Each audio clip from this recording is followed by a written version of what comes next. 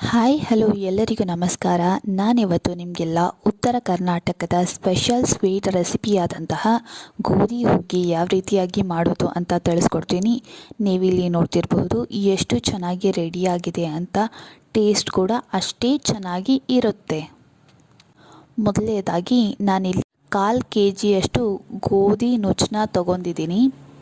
ನಾನಿಲ್ಲಿ ಗೋಧಿ ನುಚ್ಚನ್ನ ಅರ್ಧ ಗಂಟೆಗಳ ಕಾಲ ನೆನೆಸಿಟ್ಟಿದ್ದೀನಿ. ನೆಂದಂತಹ ಗೋಧಿ ನುಚ್ಚಿಗೆ ನಾನೊಂದು ಸ್ವಲ್ಪ ಕಡಲೆಬೇಳೆನ ಹಾಕ್ಕೊಂಡಿದ್ದೀನಿ. ಗೋಧಿ ನುಚ್ಚು ಹಾಗೂ ಕಡಲೆಬೇಳೆನ ಚೆನ್ನಾಗಿ ತೊಳ್ಕೊಂಡು ನೀರನ್ನ ಬಸಿಬೇಕು. ಚೆನ್ನಾಗಿ ತೊಳೆದಂತಹ ಗೋಧಿ ನುಚ್ಚು ಹಾಗೂ ಕಡಲೆಬೇಳೆನ ನಾನಿಲ್ಲಿ ಒಂದು ಕುಕ್ಕರ್ಗೆ ಹಾಕೊತಾ ಇದ್ದೀನಿ. ನಾನಿಲ್ಲಿ ಗೋಧಿ ನುಚ್ಚು ಹಾಗೂ ಕಡಲೆಬೇಳೆ ಬೇಯೋಕ್ಕೆ 1 ಲೀಟ್ರಷ್ಟು ನೀರನ್ನ ಹಾಕೊತಾ ಇದ್ದೀನಿ. ನಾನಿಲ್ಲಿ ಗ್ಯಾಸ್ನ ಆನ್ ಮಾಡಿ ಕುಕ್ಕರ್ನ ಒಲೆ ಮೇಲೆ ಇಡ್ತಾ ಇದ್ದೀನಿ. ಗೋಧಿ ನುಚ್ಚು ಹಾಗೂ ಕಡಲೆಬೇಳೆ ಚೆನ್ನಾಗಿ ಕುದಿ ಬರೋ ಗಂಟ ಕುಕ್ಕರ್ ಲಿಡ್ನ ಕ್ಲೋಸ್ ಮಾಡಲಾರ್ದೆ ಹಾಗೆ ಬೇಯಿಸ್ಕೋಬೇಕು. ನಾನು ಇನ್ನೊಂದು ಒಲೆ ಮೇಲೆ 1 ಕಣ್ಣೆಯಷ್ಟು ಬೆಲ್ಲವನ್ನು ಕರ್ಗಕ್ಕಿಟ್ಟಿದ್ದೀನಿ. ನೀವಿಲ್ಲಿ ನೋಡ್ತಿರಬಹುದು. ಈಗ ಗೋಧಿ ನುಚ್ಚು ಹಾಗೂ ಕಡಲೆಬೇಳೆ ಕುದಿಯೋಕ್ಕೆ ಸ್ಟಾರ್ಟ್ ಆಗಿದೆ. ನೀವಿಲ್ಲಿ ನೋಡ್ತಿರಬಹುದು ಗೋಧಿ ನುಚ್ಚು ಹಾಗೂ ಕಡಲೆಬೇಳೆ ಕುದೀತಿರೋದನ್ನು. ಈಗ ಸ್ವಲ್ಪವಾಗಿ ಬೆಲ್ಲ ಕರಗ್ತಾ ಇದೆ ನೀರಿನಲ್ಲಿ. ನೀವಿಲ್ಲಿ ನೋಡ್ತಿರಬಹುದು ಬೆಲ್ಲ ಕಂಪ್ಲೀಟಾಗಿ ಕರಗಬೇಕು. ಈಗ ಕಂಪ್ಲೀಟಾಗಿ ಕುದಿಯೋಕ್ಕೆ ಸ್ಟಾರ್ಟ್ ಆಗಿದೆ. ನಾನಿಲ್ಲಿ ಕುಕ್ಕರ್ ಲಿಡ್ನ ಕ್ಲೋಸ್ ಮಾಡಿ ವಿಷಲ್ನ ಇಡ್ತಾ ಇದ್ದೀನಿ. ಹಾಗೆ ಇನ್ನೊಂದು ಕಡೆ ಬೆಲ್ಲನೂ ಇನ್ನೊಂದು ಸ್ವಲ್ಪ ಕರಗೋದು ಬಾಕಿ ಇದೆ ಸಂಪೂರ್ಣವಾಗಿ ಕರಗೋಕ್ಕೆ. ನಾನಿಲ್ಲಿ 6 ವಿಷಲಷ್ಟು ಕುಕ್ಕರ್ನ ಕೂಗಿಸ್ಕೊತಾ ಇದ್ದೀನಿ. ಇನ್ನೊಂದು ಕಡೆ ಬೆಲ್ಲ ಸಂಪೂರ್ಣವಾಗಿ ಕರಗಿದೆ. ನಾನಿಲ್ಲಿ ಗ್ಯಾಸ್ನ ಆಫ್ ಮಾಡ್ಕೊತಾ ಇದ್ದೀನಿ. ಈಗ ಕುಕ್ಕರ್ ಸಂಪೂರ್ಣವಾಗಿ ಆರಿದ ಮೇಲೆ ನಾನಿಲ್ಲಿ ಕುಕ್ಕರ್ ಲಿಡ್ನ ಓಪನ್ ಮಾಡಿದ್ದೀನಿ. ನೀವಿಲ್ಲಿ ನೋಡ್ತಿರಬಹುದು ಗೋಧಿ ನುಚ್ಚು ಹಾಗೂ ಕಡಲೆಬೇಳೆ ಚೆನ್ನಾಗಿ ಬೆಂದಿರೋದನ್ನು. ನಾನಿಲ್ಲಿ ಕರಗದಂತಹ ಬೆಲ್ಲದ ನೀರನ್ನ ಸಂಪೂರ್ಣವಾಗಿ ಕುಕ್ಕರ್ಗೆ ಸೋಸ್ಕೊತಾ ಇದ್ದೀನಿ. ನೀವಿಲ್ಲಿ ನೋಡ್ತಿರಬಹುದು ನಾನು ಸಂಪೂರ್ಣವಾಗಿ ಬೆಲ್ಲದ ನೀರನ್ನ ಸೋಸ್ಕೊತಾ ಇದ್ದೀನಿ. ಬೆಲ್ಲದ ನೀರನ್ನ ಸಂಪೂರ್ಣವಾಗಿ ಸೋಸ್ಕೊಂಡ ಮೇಲೆ ನಾನು ಗ್ಯಾಸ್ನ ಆನ್ ಮಾಡ್ತೀನಿ. ಗೋಧಿ ನುಚ್ಚು ಕಡಲೆಬೇಳೆ ಬೆಲ್ಲದ ನೀರು ಮೂರನ್ನೂ ಒಂದು ಸ್ವಲ್ಪ ಹೊತ್ತು ಕುದಿಸ್ಕೊಂಡು ಗ್ಯಾಸ್ನ ಆಫ್ ಮಾಡಿಬಿಡಬೇಕು. ನೀವಿಲ್ಲಿ ನೋಡ್ತಿರಬಹುದು ಈ ರೀತಿಯಾಗಿ ಆಗಿರುತ್ತೆ. ನಾನೊಂದು ಸ್ವಲ್ಪ ಸೋಂಫು ಕಾಳನ್ನ ಹುರ್ಕೊತಿದ್ದೀನಿ. ನೀವಿಲ್ಲಿ ನೋಡ್ತಿರಬಹುದು ಸೋಂಫು ಕಾಳನ್ನ ಸಂಪೂರ್ಣವಾಗಿ ಹುರ್ಕೊತಾ ಇದ್ದೀನಿ. ನಾನು 1 ಚಮಚದಷ್ಟು ತುಪ್ಪನ ಹಾಕ್ಕೊತಾ ಇದ್ದೀನಿ.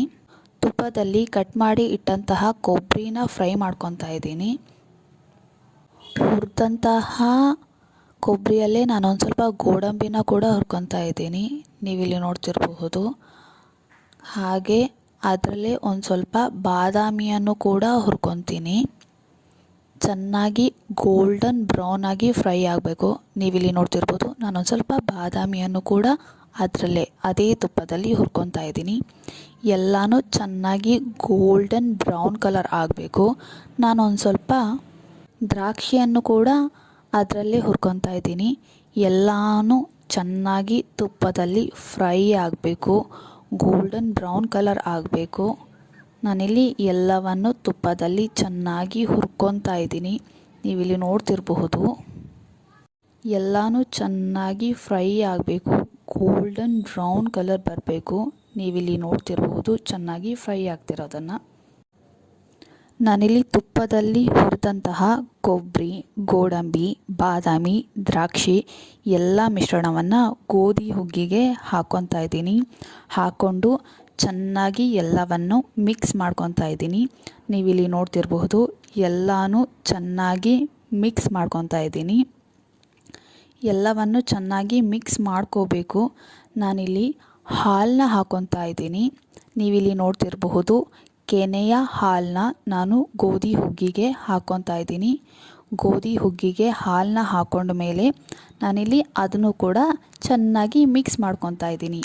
ನೀವಿಲ್ಲಿ ನೋಡ್ತಿರಬಹುದು ಎಲ್ಲವನ್ನು ಚೆನ್ನಾಗಿ ಮಿಕ್ಸ್ ಮಾಡ್ಕೊತಾ ಇದ್ದೀನಿ ಅಂತ. ಎಲ್ಲನೂ ಚೆನ್ನಾಗಿ ನಾವು ಮಿಕ್ಸ್ ಮಾಡ್ಕೋಬೇಕು.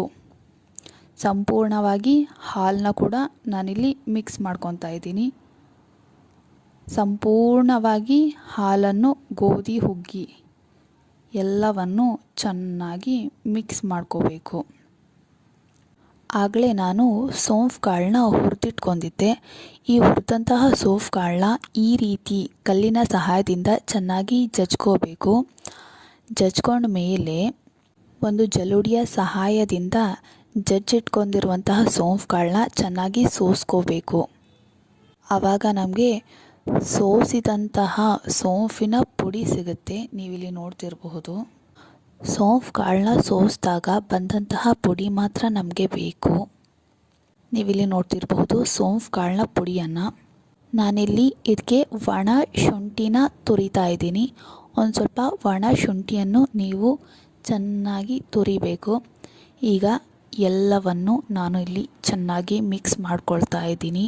ನೀವಿಲ್ಲಿ ನೋಡ್ತಿರಬಹುದು ಹುರಿದಿಟ್ಕೊಂಡಿರುವಂತಹ ಸೋಂಫಿನ ಪುಡಿ ಹಾಗೂ ಒಣ ಶುಂಠಿಯನ್ನು ತುರಿದಿರುವಂತಹ ಒಣ ಶುಂಠಿ ಪುಡಿಯನ್ನು ಈಗ ನಾನಿಲ್ಲಿ ಚೆನ್ನಾಗಿ ಮಿಕ್ಸ್ ಮಾಡ್ಕೊತಾ ಇದ್ದೀನಿ. ಎಲ್ಲವನ್ನು ಚೆನ್ನಾಗಿ ಮಿಕ್ಸ್ ಮಾಡ್ಕೊಂಡು ಆದಮೇಲೆ ಗೋಧಿ ಹುಗ್ಗಿ ಎಷ್ಟು ಸಖತ್ತಾಗಿ ರೆಡಿಯಾಗಿದೆ ಅಂತ ನೀವಿಲ್ಲಿ ನೋಡ್ತಿರಬಹುದು. ಉತ್ತರ ಕರ್ನಾಟಕದ ಸ್ಪೆಷಲ್ ಸ್ವೀಟ್ ರೆಸಿಪಿಯಾದಂತಹ ಗೋಧಿ ಹುಗ್ಗಿಯನ್ನು ನೀವು ಒಂದ್ಸಲ ಮನೆಯಲ್ಲಿ ಟ್ರೈ ಮಾಡಿ, ಸಖತ್ತಾಗಿರುತ್ತೆ.